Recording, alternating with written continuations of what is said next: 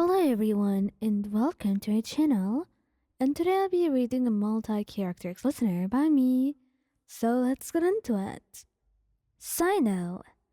But I genuinely do not blame him. Those thighs of yours are quite juicy, if I say so. So he couldn't help himself but want to touch them. And after a little while of wanting and aching to just do so, he told himself that if he was your partner, then he might as well just do it. He wasn't going to lose anything. Maybe at most you're going to pat at him. But Cyno just lacked the correct timing. Cause he decided to squeeze your thighs while you were in public. Sure, nobody saw. But if you had reacted even a little bit more than you did, people would have noticed something amiss. So you just glared at him, pouting and blushing. And he just smiled, telling you that you look cute like that. Perhaps seeing you pout was not his exact goal at first, just wanted to see and feel your thighs.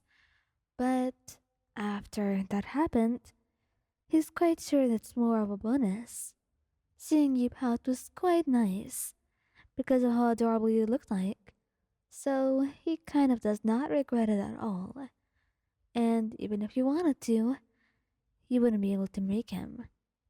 Child. Like I said, Child is shameless and practically has no rules or limits, besides ones that you really have to try hard to set. Ones that he can just not break them and tease you. Ones that were absolutely necessary. Aside from that, it was granted he will break every rule that you set. Once in a while. And that, of course, entailed him squeezing your thighs.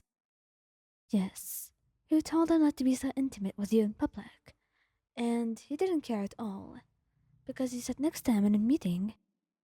He decided to squeeze your thighs, and you blushed, hoping that none of the other harbingers would notice. But of course, Columbina did, and she kept laughing, teasing you about it. And honestly, child laughing even made you more angry, and you were pouting the entire meeting, blushing brightly and ignoring him. After a while of you ignoring him, though, he kind of regretted it and kept apologizing, and he looked so sad, like a kicked puppy. So you honestly feel bad for him and decided that maybe you can forgive him, just this time at least. Albedo. Albedo's actually quite honest about his own intentions, and he wouldn't try to hide them. So that's why when he saw you wearing thigh highs, his first thought was to squeeze those thighs of yours, kiss them, and bite them. He had many thoughts, but he knew not all of them were work appropriate, especially since there were others with you this time. Timaeus, specifically, and Sucrose. So that's why when you sat next to him, he only just tried to squeeze your thigh. But then you ended up blushing brightly, glaring at him, like a signal to stop. But he didn't. Instead, he just smirked at you, patting it with a hand, and leaning over to press a kiss to your lips, while no one else looks. It's okay, Ryan. No need to panic so much. It's just me and you, yeah? There are others here, Albedo. You whisper, and he just laughs, telling you that you wouldn't look, and no one else will notice. And if the Cruz notices, she makes sure to keep it quiet. Venti.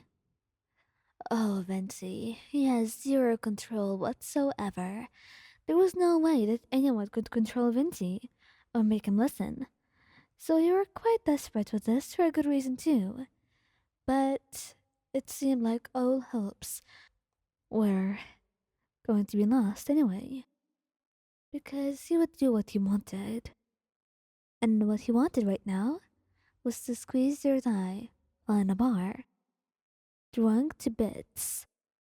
And honestly, I wanted to slap him just to sober him up, but it won't like it would work.